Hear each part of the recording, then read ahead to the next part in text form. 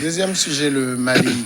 Le Mali sera dirigé pendant 18 mois par un colonel à la retraite et ex-ministre de la Défense avant un retour des civils à la tête du pays. C'est dans une période transitoire demeurant en tout cas sous l'emprise de la junte dont le colonel promet de gagner la guerre contre les djihadistes. Alors, c'est la junte qui a décidé hier de nommer à la tête du Mali le colonel-major Bandao. Il a 70 ans, très connu des Maliens.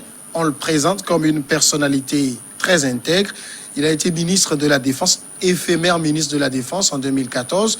C'est un monsieur dont il se dit qu'il n'hésite pas à démissionner lorsque il sent que ses positions, ses points de vue ne sont pas pris en compte. Dimas, le point sur lequel je voudrais qu'on insiste d'abord, vous avez cette réunion de la CEDEAO, c'était le mardi dernier. Il était demandé à la junte, nous voulons d'un civil comme président, d'un civil comme Premier ministre. Moi, j'ai envie de savoir, est-ce qu'un militaire à la retraite est un civil? Ouais, c'est un civil. Au sens strict du terme? Oui. Parce qu'on est civil, on devient militaire, on redevient civil à la retraite. C'est vrai qu'on les considère comme l'armée de réserve, si leur statut stipule cela. C'est vrai qu'on peut leur faire recours à tout moment quand l'intérêt du pays est menacé, mais il rentre carrément dans la vie civile, simplement parce que quoi, il peut, avec ce statut, postuler à tous les postes civils qu'un militaire, qu'un corps habillé ne peut pas, c'est ça, non? Oui. Ne peut pas se prévaloir. Oui. Et donc, il est civil. Donc, on peut le prendre ainsi. Quand bien même... vous savez, le militaire, compte tenu de sa formation, est comme ça. Ils n'ont pas de confiance. Ils n'ont pas confiance aux civils. C'est ça. C'est de par leur formation. C'est vrai qu'ils ont été civils. Ils ont quoi là? Oui, justement, c'est réciproque. C'est vice-versa. Ils n'ont pas confiance. Tu ne vas pas voir un militaire qui a confiance 100% aux civils. Quand il est fâché un tout petit peu, le mot là va sortir. Vous les civils là, c'est ça. Le mot là va sortir. Ce n'est pas uniquement au Togo, ce n'est pas uniquement au Ghana, mais c'est un peu partout dans le monde entier comme cela. C'est comme ça. Bon, la façon dont on les met en confiance, la façon dont on leur apprend à faire du mal, mais pouvoir se retenir, à se contenir, tout ça là, les rend à la limite super-homme par rapport à un civil.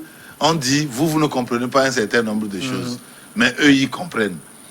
Donc, ce qui fait que ça, c'était un véritable cas destinois pour la junte de trouver un civil à part entière pour pouvoir conduire cette transition. Moi, je me suis posé la question. De ce fait, est-ce que vous n'avez pas l'impression aussi qu'au niveau du Mali, ces jeunes militaires, Assimi Goïta, il est dans la trentaine, il n'a pas encore 40 ans, avaient envie de garder le pouvoir. Oui, parce qu'un civil pour diriger le Burkina avait donné un bel exemple. On avait un civil à part entière, président, premier ministre, militaire. Mais on a l'impression qu'il ne voulait pas ça. Il voulait que ce soit un militaire, en tout cas un ancien militaire. Ils ne veulent pas. Ils ne veulent pas du tout parce que personne ne peut faire coup d'État et remettre le pouvoir. Séance tenante à d'autres personnes. Et c'est pour cela qu'on n'est pas d'accord sur les coups d'État. C'est ça le problème. N'attendez pas que cette junte se lève facilement pour dire nous allons remettre le pouvoir aux civils. À la limite, vous avez vu, il y a un gardien du trône qui est Assimi Goïta là, qui est toujours là. Oui, il est vice-président actuellement. Il est vice-président. Ça veut dire qu'il est à l'affût. C'est pour que... Donc, si le colonel à la retraite là ne sait pas s'affirmer, c'est son agent là qui va conduire le Mali. Et vous savez que vaut un militaire sans commandement? C'est ça le problème. Un militaire qui est dépouillé de commandement n'est plus militaire. Un militaire, c'est le commandement qui fait. C'est pour ça que les chefs corps sont respectés. Plus que tu peux être un général, si tu n'as pas de commandement et que tu es largué à l'état-major comme ça, comme un électron libre, tu vas voir un chef corps t'emmerder. C'est vrai que l'hiérarchie est très respectée dans le camp, mais lui, il peut faire mal. Parce que quand lui donne l'ordre, c'est exécution avant réclamation.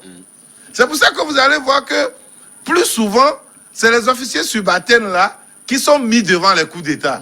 Ou bien qui prennent même le devant carrément. Vous allez voir, on va te dire que c'est un lieutenant, c'est un capitaine surtout. Hein, parce qu'ils sont plus proches des troupes pour pouvoir agir. Et on ne peut jamais faire un coup d'État sans mêler les chefs corps. Et surtout les blindés, surtout ceux qui sont au niveau avec les artilleries lourdes, les blindés. Eux, ils sont toujours impliqués. Donc, c'est pour dire quoi? C'est pour dire que, quoi qu'il en soit, c'est toujours... C'est Koïta ou c'est Goïta? Goïta. Goïta, non? Comme Goïta. Goïta des Toufans, non? Il a dansé déjà Goïta avec la CEDEAO en se plaçant en dessous. La CEDEAO n'a pas vu le mal venir. Sinon, on allait dire le président, son adjoint, le premier ministre, tout ça devait être des civils. Mais ils n'ont pas vite vu ça. Ils ont vu uniquement... Je pense que la question était posée à Accra et le président ghanéen répondait en disant qu'un militaire soit vice-président, ça ne les gênait pas, sauf que ce militaire ne peut pas remplacer le président de transition. Oui, ils ont dit ne peut pas remplacer. Et il ne peut s'occuper que des affaires de défense et de sécurité. Mais ils oublient qu'un adjoint peut, le responsable, le premier responsable, peut déléguer des pouvoirs qu'il veut à son agent. Revenir à ça. Qu'est-ce qu'on va lui dire? Donc ça veut dire mettre aujourd'hui le colonel-major Bandao à la tête de la transition. Comment vous imaginez la réaction de la CEDEAO? Elle va dire, bon, finalement, c'est un civil qu'on a mis. La CEDEAO, elle était prise dans son propre piège. C'est ce qui explique un peu aussi son incapacité à faire face à ces crises politiques qui naissent dans certains pays. Vous savez, les Maliens n'ont rien à foutre avec la CEDEAO. Hein. Ils ont été assez courageux pour leur faire comprendre cela. C'est pas Dès vrai. les premiers jours des sorties de la CEDEAO, tout le monde s'est accordé à dire que la CEDEAO n'a pas imposé ses desiderata à l'État, le peuple malien souverain, et donc de les laisser gérer. Mais aujourd'hui, qu'est-ce qui s'est passé? C'est vrai qu'il y a eu cette rencontre à Accra, mais ça n'a pas défini véritablement les exigences de la CEDEAO. Ils ont parlé d'un civil, et c'est le civil qui est venu. Oui, mais aujourd'hui, c'est un civil qui fut militaire. Et donc la junte voudrait faire comprendre à la CEDEAO que, au-delà de tout, c'est le peuple malien qui décide. La CEDEAO a demandé qu'il y ait un civil à la tête de la transition. Le peuple malien, c'est pas l'armée. La junte a dit, nous avons trouvé un civil qui a été militaire. Et donc aujourd'hui, la CEDEAO n'a plus rien à dire. Qu'est-ce qu'elle veut? Que ce soit un militaire, un civil qui vienne prendre la transition. Le problème au Mali, c'est le manque de confiance que l'armée a aux dirigeants, vis-à-vis des dirigeants politiques, vis-à-vis des responsables politiques du Mali. L'armée n'a pas confiance. On a vu un peu comment la crise avait commencé, par qui la crise était arrivée. C'était pas par l'armée, c'était par un président. Les crises qui ont... militaire, hein? Oui, mais les crises qui ont fait partir des présidents étaient des crises qui sont nées de la gestion, de la mauvaise gestion qui est faite du pouvoir par tel président. Voilà, ATT aussi était militaire. Et l'autre, l'ancien général là, qui est décédé, Moussa Traoré, était dedans. Et l'autre qui est venu après, Sanogo. Voilà. Sanogo, et donc à un moment, l'armée n'a jamais été mise devant. L'armée n'a jamais été responsable des crises qu'il y a eu au Mali. L'armée est venue stabiliser. L'armée est venue corriger des défauts qui sont recensés dans la gestion qui est faite du pouvoir par certains présidents.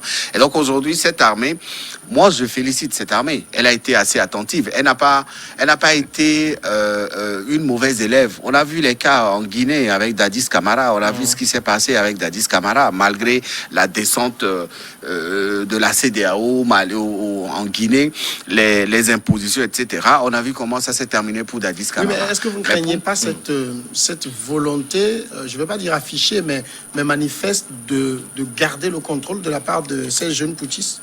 L'armée malienne a des comptes à rendre au peuple malien. C'est elle qui a fait le coup d'État. Quand le M5 dit qu'elle est l'élément qui a déclenché, oui, mais le M5, voilà, le M5 n'a pas fait partie IBK. N'eût été l'intervention de l'armée, IBK serait peut-être encore au pouvoir aujourd'hui. Et donc l'armée est venu déloger le président.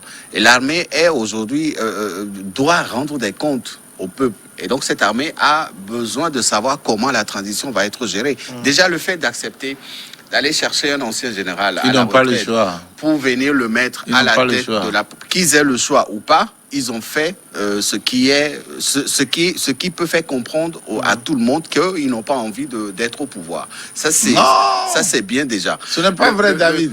Non. Le fait aussi d'accepter d'aller aux réunions de la CEDEAO. Vous savez, ils n'ont pas le choix.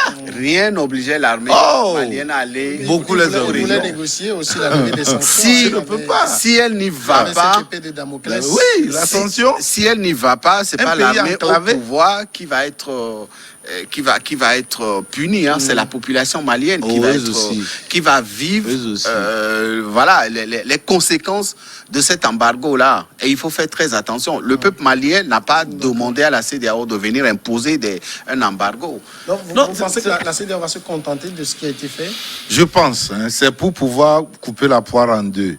Je pense... Mais en attendant aussi de voir le Premier ministre qui sera nommé, je pense que le Premier ministre n'est pas encore nommé. Oui.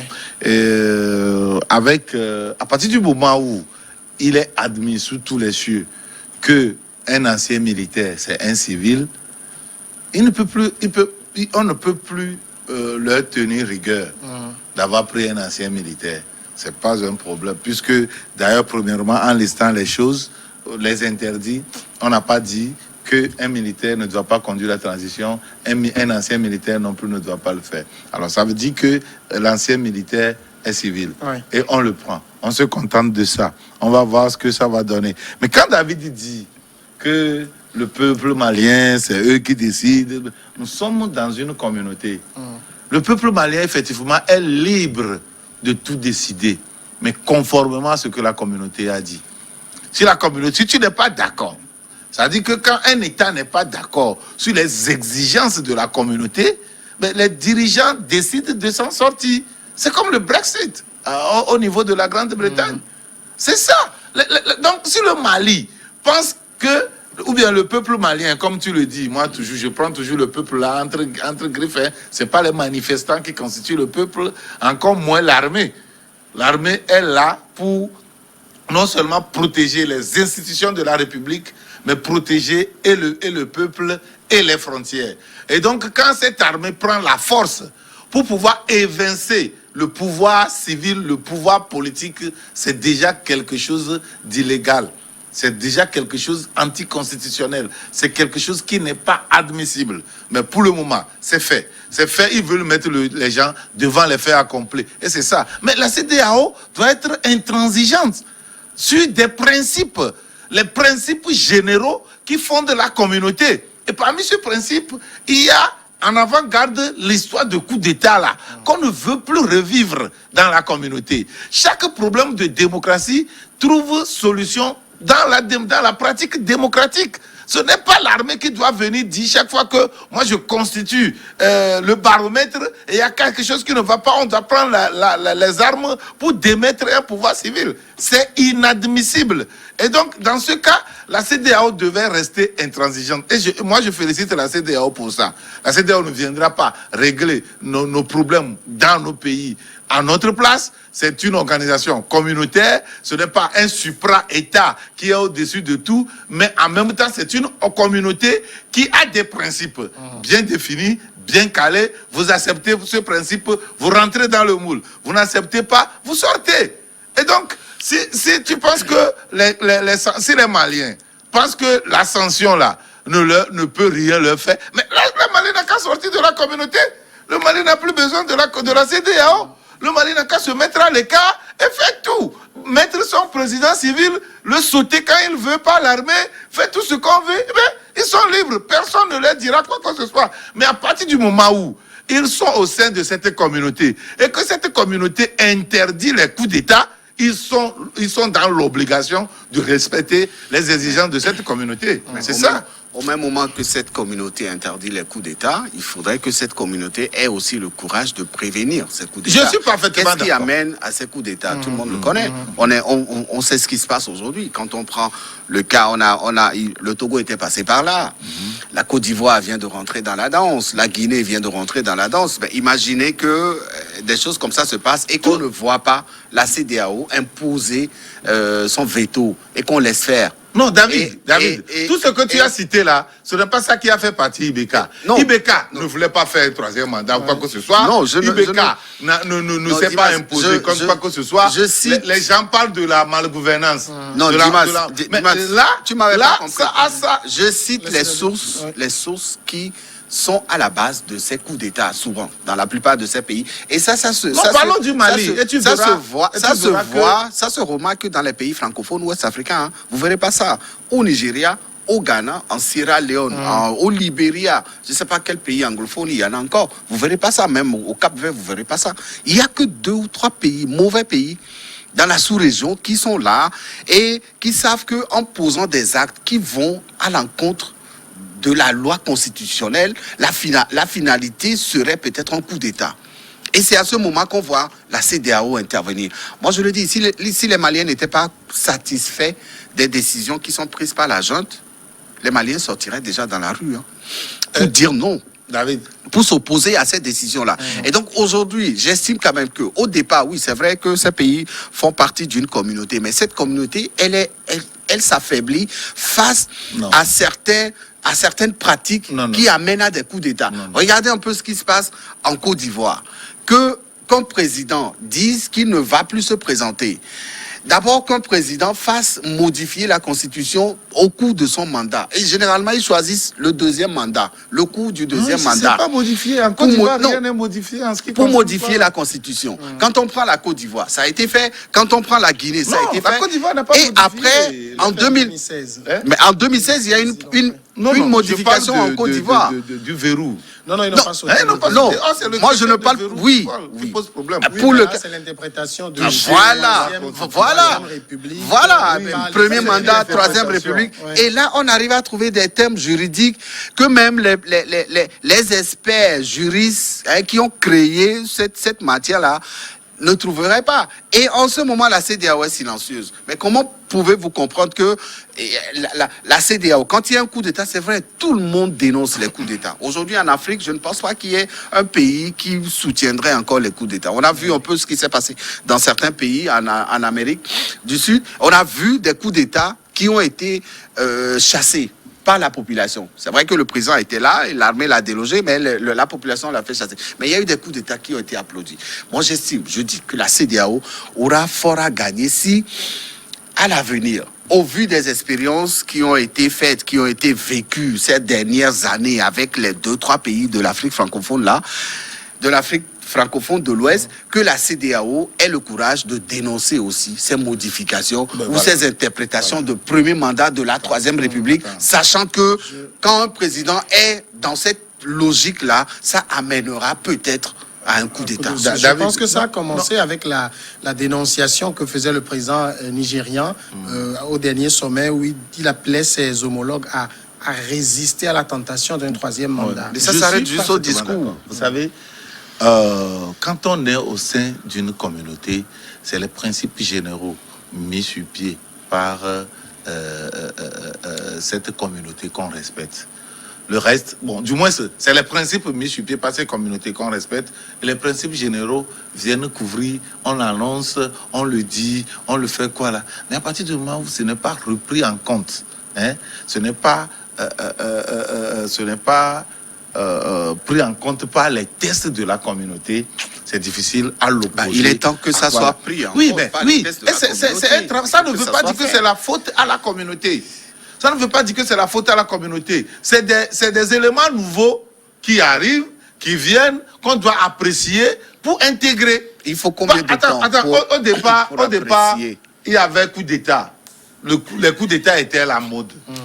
Il y a certains présidents qui étaient foncièrement contre les coups d'État, qui n'aimaient pas. Vous vous rappelez du cas de Samuel Doe, qui a tué William Tolbert et qui l'a trimballé dans les voies, sur les rues de Monrovia, un peu partout jusqu'à déchiqueter. Son corps était déchiqueté sur les goudrons là. Alors, les chefs d'État de la CEDEAO à l'époque avaient tellement mal vécu cela, au point où, quand il était arrivé à Lomé, Léopold Sédar Senghor avait refusé de lui serrer la main et a quitté même la rencontre de la CEDEAO. Il n'était pas du tout d'accord. Vous voyez? Mais d'autres ont essayé d'apaiser. Mais en ce moment, la CEDEAO n'avait pas un test pour interdire à un putiste de venir intégrer la communauté. Il fallait voir le mal de loin. Mais voilà. Non. Il n'y a pas un mal qu'on prévoit à comme d'État. Il n'y a pas un mal. Il fallait le voir de loin. Puisque la même CEDEAO a vu de loin que en matière de législation, c'est des faits. On légifère sur des faits précis. Et quand les faits s'imposent, vous légiférez pour contrôler cela, pour encadrer cela. Parce que vous n'en avez pas, et puis vous ne voyez pas le danger venir, on ne le fait pas. Le coup d'État était à la mode, et on faisait. À un moment donné, la CEDEAO a vu que cette histoire n'est qu'un recul au jour le jour. C'est une perpétuelle remise en cause. Alors, qu'est-ce qu'il faut faire? Il faut légiférer là-dessus. Dans leur protocole additionnel, ils ont pris en compte cette histoire de coup d'État, cette histoire de deuxième mandat. Il y a des pays qui avaient résisté, qui ne voulaient pas. Mais, bon an, mal an, ils ont accepté. Et finalement, chacun est rentré dans la danse. Mais, il y a des astuces. J'avais dit ça ici la fois dernière, je disais qu'en droit, on les appelle les délinquants col blanc, qui trouvent toujours des failles pour pouvoir naviguer dans des vides juridiques parce que ce n'est pas expressément prévu. Par exemple, l'histoire de changement de quoi? De constitution. Non. De république oui. Au niveau de Ouattara, là. Hein? C'est de la pagaille. C'est la même chose en Guinée. Voilà. C'est carrément différent, par exemple, du Togo, où l'exemple togolais peut avoir même une jurisprudence claire en France, dont nous utilisons le droit pour dire que la loi ne rétroagit pas. C'est tellement différent. C'est tellement différent de dire que la chose existe, ça te frappe parce que tu touches à une partie de la Constitution. Tu dis que non, c'est un changement de république. Alors là, les principes qui sont prévus ne te frappent pas. Alors que tu es élu sur la limitation de mandat. C'est inadmissible cette histoire. Donc à la désignation du colonel-major Bandao, on a vu, on a un président de la transition, on a un vice-président de la transition, mais on n'a pas un premier ministre. En tout cas, on n'en a pas encore. Est-ce que ça veut dire qu'au niveau de la junte, ils considèrent le poste de premier ministre comme subsidiaire, pas vraiment important pour le moment? Non, moi je pense que pour les urgences de l'heure, s'ils estiment pas nécessaire d'avoir un premier ministre, je pense c'est une exigence aussi de la CEDEAO. Oui, c'est une exigence, mais la CEDEAO ne dirige pas le Mali aujourd'hui. La CEDEAO, elle est une communauté au sein de laquelle se retrouve le Mali. Il y a aussi la souveraineté du peuple malien qu'il faut pas oublier. Ah non, et donc la CEDEAO a posé des exigences, ça a été fait, où ils ont trouvé un président civil, le vice-président, il est militaire. Je pense que c'est pour équilibrer. Et donc si la junte estime que le poste de premier ministre pendant la période de la transition, c'est 18 mois, je crois, 1 an et demi, que le poste de Premier ministre n'est pas obligatoire, je ne pense pas qu'il faut le leur imposer. Dans l'ancienne République, enfin, sous Ibeka, il n'y avait pas de poste de vice-président. Donc, je pense que le vice-président viendra jouer le rôle peut-être du Premier ministre ou de celui qui va diriger les actions. On lui a bien défini. Il y a en tout cas dans ce que a défini la CEDEAO, un président et un premier ministre.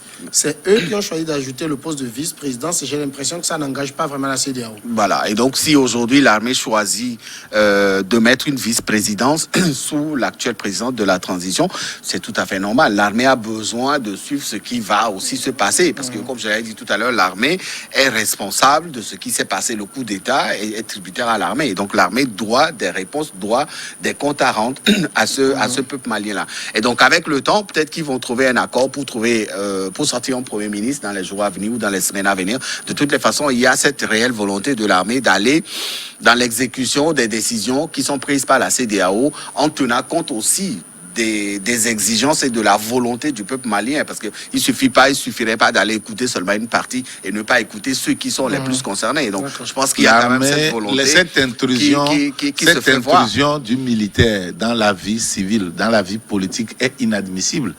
Dans leur propre jargon, on dit l'épée ploie devant le manteau. Ça veut dire que quoi? Ça veut dire que l'armée ne fait même pas partie des institutions de la République. L'armée, c'est un corps entièrement à part, appelé à être soumis aux autorités politiques, appelé à défendre ces autorités-là, les institutions, j'allais dire, et à défendre l'intégrité territoriale C'est-à-dire que les limites et les frontières. C'est ça le rôle de l'armée. L'armée n'est pas un baromètre pour venir dire que nous ne sommes pas d'accord sur la gestion, nous, parce qu'il y a des manifestations dans la rue, donc nous devons nous lever et faire un coup d'État. C'est inadmissible. Et ça, on doit être d'accord là-dessus. Aucune démocratie n'exige cette intervention-là. Je suis d'accord que on peut se lever et parler de malgouvernance ici et là. Et là aussi, ça a une réponse au sein de la pratique démocratique.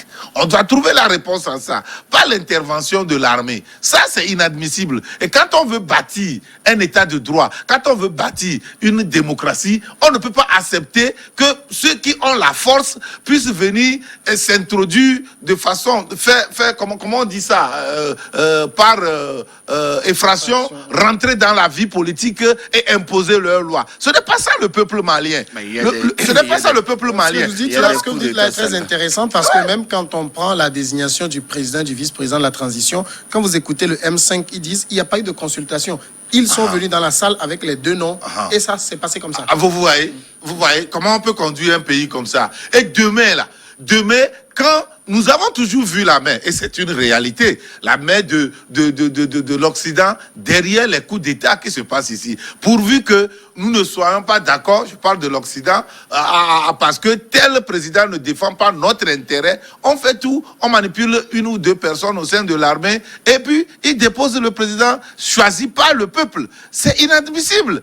C'est inadmissible. Si vous voyez ce qui s'est passé avec Gbagbo, parce que la France n'est pas d'accord avec Gbagbo, vous avez vu tout ce que la France a mis en œuvre. Maintenant, quand on ouvre la voie au coup d'État, c'est facile.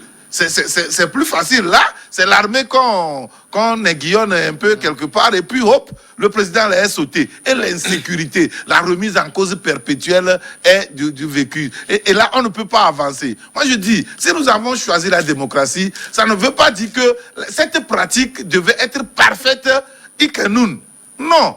C'est une construction au jour le jour. Les gens que nous copions en matière de démocratie ou de cette pratique républicaine-là, ils ont mis des siècles pour en arriver là. Mais nous aussi, faisons tout. Mais on a fait beaucoup. Ça fait on a fait combien? On a fait beaucoup. Nos pays sont nés. Nos pays sont nés combien? À peine 60 ans, nos pays sont nés. Voilà, nos États là sont nés. Et maintenant, la pratique démocratique, c'est à peine une vingtaine d'années. Vous savez pourquoi il y a des coups d'État régulièrement en Afrique et qu'il n'y en a pas au sein de la communauté de l'Union européenne? C'est parce qu'en Afrique, on a tendance à provoquer ces coups d'État. Lorsque vous organisez des élections et que vous les volez, lorsque vous modifiez la constitution de votre pays et que vous voulez vous accrocher au pouvoir, lorsque vous gouvernez mal, vous volez, vous détournez. Qui t'a dit qu'en Occident, on ne fait pas de... Toutes les preuves vous sont présentées. Lorsque vous mettez vos enfants pour gérer des affaires politiques, financières, etc. Et que derrière cette gestion, on trouve qu'il y a beaucoup de détournements. Non, qu'est-ce que vous voulez? Je pense à mon rapidement, peut-être et puis, il y a des coups d'État qui t'a dit qu'en Occident, on ne détourne pas, on ne vole pas les... Qui t'a dit?